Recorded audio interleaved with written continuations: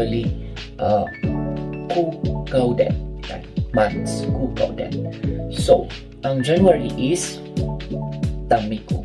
February is Helmiko. March is Malisko. April is Huhtiko. May is Tokuko. June is Kessaku. July is Heinaku. August is Elloku. September is Susku. October is Lokaku. November is Marasku. And then December is Yoloku. Bilisin natin. Tamiko, Helmiko, Malisku, Huhtiko, Tokuko, Kessaku, Heinaku, Elloku, Susku, Lokaku, Marasku, Yoloku.